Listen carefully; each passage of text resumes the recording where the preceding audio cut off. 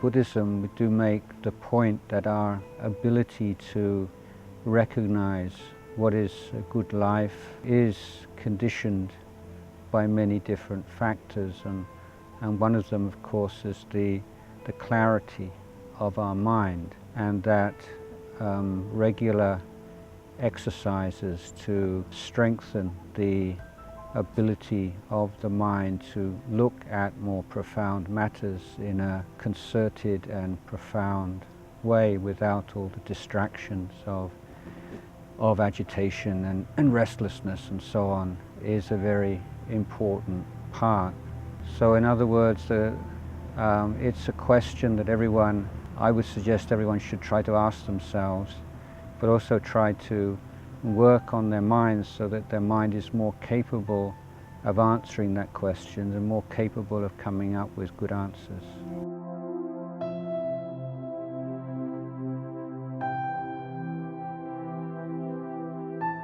Well, a businessman, a businesswoman, those are just conventional labels. I mean, whatever livelihood you have, you're a human being, and which means you're subject to birth, old age, sickness and death.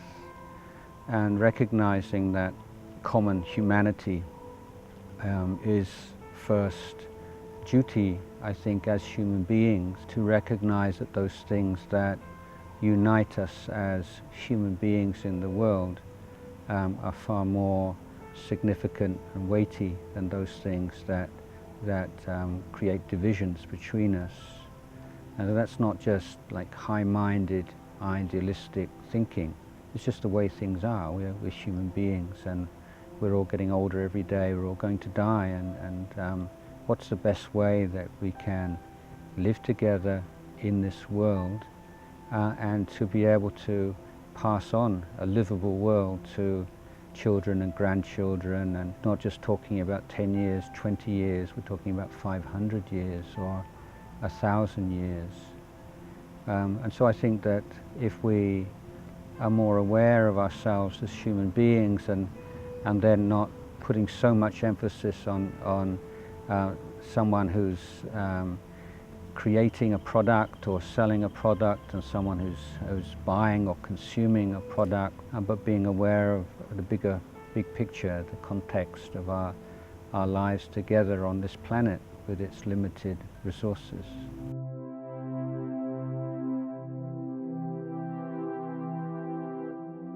The idea, the basic idea of Buddhism is trying to learn from experience and to be clear about our values, and then adapting development to values. With modern technology and the rapid advances that are taking place, it's very difficult to keep up with them, and because of the financial incentives of innovation, then often the reason for doing something or developing a product is merely that it can be developed and that there's money in it, rather than relating it to a general vision of what kind of world we want to live in. And usually the ethical concerns come in a bit late in the day. So the technology and technological prowess and advance is moving faster than our emotional and intellectual capacity to absorb it and to prevent it having long-term negative consequences for ourselves, and whether this is. So I think that taking responsibility for this, and you may, as a business person or you make some money or make a lot of money, but you're not only a businessman or a businesswoman, but you're a father and a mother, and their lives are also going to be affected by the kind of choices you make. And I think that's a real skill, to be balancing short-term benefits and commercial and financial benefits and long-term concerns.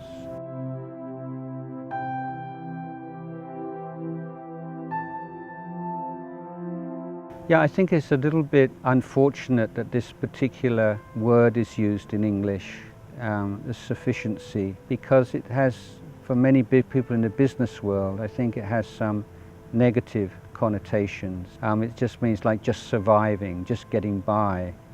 And it seems a kind of a depressing or a backward step for many people. And I think that's not really what the concept of Popiang is really about. And as I see it, it's an optimum development. That means you're taking into account all of the variables, the hidden costs, the long-term environmental, social costs, and factoring those into your analysis. When you want a kind of development which has minimum negative impact on social cohesion and harmony, and negative impact on the physical environment, and is producing increase in quality of life and providing the consumer goods that people need and will use for benefit and happiness of themselves and others. Maybe we just have to travel just a little bit slower, or do things just a, and so what? The idea that we have that being able to travel 20 kilometers an hour faster is worth billions of dollars or billions of pounds. Well, that's an idea. I mean, there's something to it, but it's not an obvious truth. And we need to question these kinds of assumptions and arguments a lot more than we do. Just what do we really want to spend our money on? And if we're looking for more happiness and more sense of human well-being, then are the choices that we're making and the development that we are pursuing really leading to those results in the way that we would hope? So the Buddhist point of view is really what is the minimum amount of resources you can consume to produce the maximum amount of happiness. And so there are various views on that kind of spectrum. There'll be various different approaches and levels, and of course the level of a monk or a monastic will be down here, and for someone living in the world is someone. But that would be the kind of underlying idea, not to compromise on the well-being, but seeing where they could be more efficient and use less resources to create the same amount of well-being.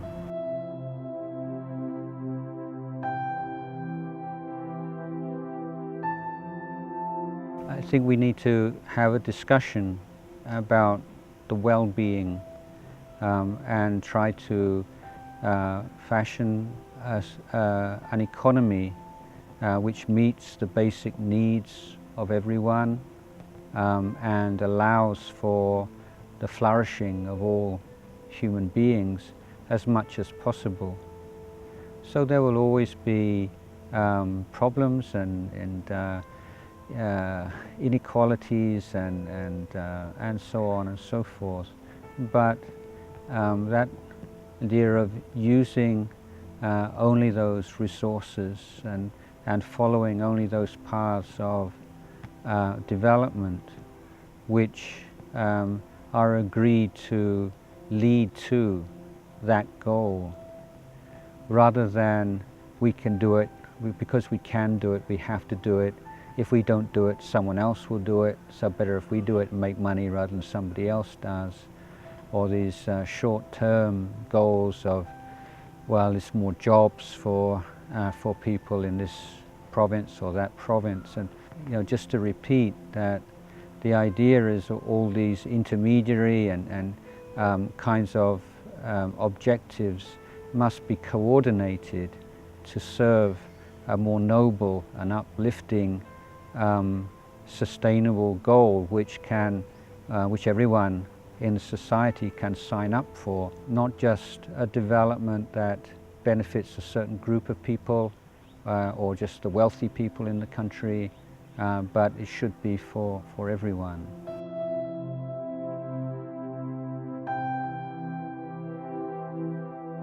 The question is always not sufficient, but sufficient for what? Yeah, okay. This is the question. How do we want to live together? What's it all for at the end of the day? You know, so, and I don't think that question, you can't really understand what sufficiency means. And moderation is also a misleading term. It's not the same thing as the middle way that the Buddha is teaching. So, for example, saying that, yeah, this is a person who, he's a serial killer, or he kills anybody that annoys him. Okay, so that's really extreme. Yeah, and this person only kills someone if he's really, really angry. So, you know, the middle way between that is where, you know, this is the kind of the middle way fallacy, you know, the moderation fallacy. You take two things and you say it must be halfway between the two extremes, but maybe the two extremes are both already extreme, and maybe you don't want to be halfway between those things. That's why you have to have a clear vision of what your goal is. The moderation, it's not just moderation is so easy to define anyway. It's that which is most conducive to realizing your goals. My teacher, he was once criticized. He said that, you know, you're supposed to teach the middle way, but you teach very inconsistently. Some people you say one thing, some people you say another thing, so how can that be, you know, the middle way? And he says, you can't see the path. If I see someone who's lost out on the left side, I'll say right, right, and someone who's lost out on the right side, I say left, left. But when you have a vision of the path, then you can establish what. So for an overall middle way development, there might be some periods where you have to be quite extreme to deal with some short-term problem. And then once that problem has been passed, then a more relaxed attitude. So overall, over the whole period of development, you can say it's a middle way, but there might be some periods of quite intense effort and some periods of more relaxed effort, but they're always related to the goal. They're the optimum movement forwards, given all the constraints and the conditions and the difficulties and the supports and so on and so forth. Yeah.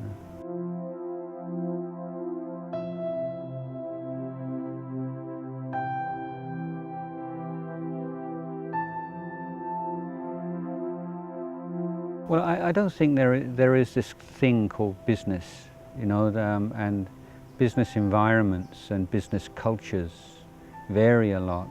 You have this very kind of harsh business culture in America, and also to Britain to some degree, and a little more gentler business culture in European countries, and it varies from country to country, and also the influence of individuals.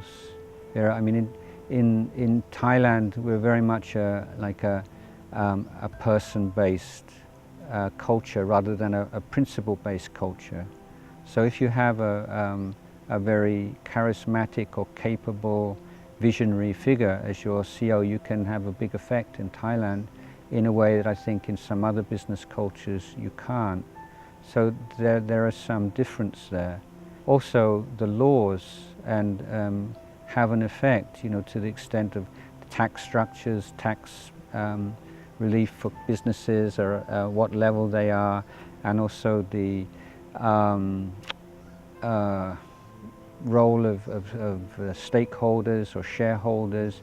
Because if you set up a system in which it's based upon having to produce significant gains, financial gains in short term, you're instituting a very short-term business model, and one in which people just don't have the time, even if they would like to develop a long-term plan or something which is more sensitive to the environment, because there's just so much pressure that this quarter or this year you have to increase your profits by so much. So if you're creating a system where profits in the short-term profit is number one, very difficult to do anything, no matter the quality of the people. Vision and understanding and attitude, but it's also the the structures that you create, because they condition how much you can do, how much space you have to do something.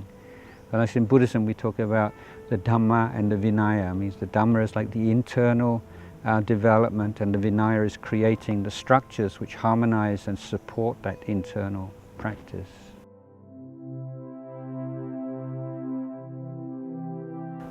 Well, I think this attitude of optimizing profits before anything else, is being criticized all over the world now, and we're seeing the results of it in global warming and pollution and social problems and growing inequalities between the wealthy and the poor, and we see how this is affecting even political structures and democracy in the US and in Britain particularly in the last couple of years. I think it just needs someone to be, there's so much literature out there, and there's so many intelligent people who are, they have the qualifications, they're not monks, they've been through Harvard Business School, Wharton Business School, and all these institutions, and they are critics of that point of view. So I think when you have someone who's very invested and very have a lot of belief, if you like, in a particular point of view, they're usually not going to change their mind because of the ideas of someone outside of their world, like a Buddhist monk. But if you find people who are in that same world, but are able to talk to them in their own language and point out the fallacies in their thinking, I think that's a lot more successful. And I'm saying we're getting to the point now where it's proving it doesn't work very well, and on so many different factors and indices, that it's a dysfunctional model, and something needs to be changed, whatever that might be, is to sit down and talk it through. But if greed is the main motivator, then I don't think it will have a very good outcome.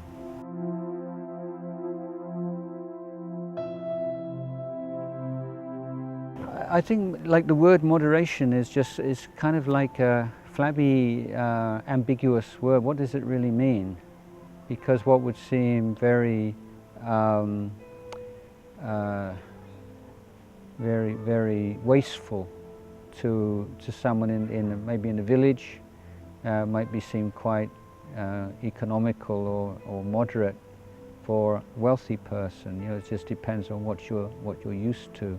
So that's why I say it has to be related to some higher goal, to see, does this lead towards or away from that goal?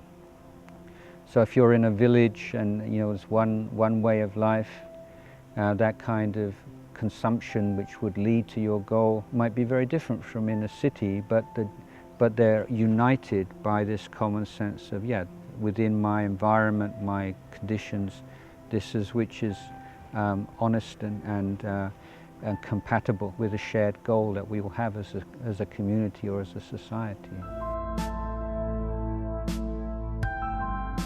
ส่วนตัวอาตมาก็ไม่เคยคิดจะเผยแผ่ธรรมะในต่างประเทศสำหรับอาตมาก็คืออธิษฐานเป็นพระในเมืองไทยก็อยากจะมีส่วนถึงจะเป็นส่วนเล็กๆส่วนหนึ่งในการดำรงในการสืบทอดพุทธศาสนาในประเทศไทย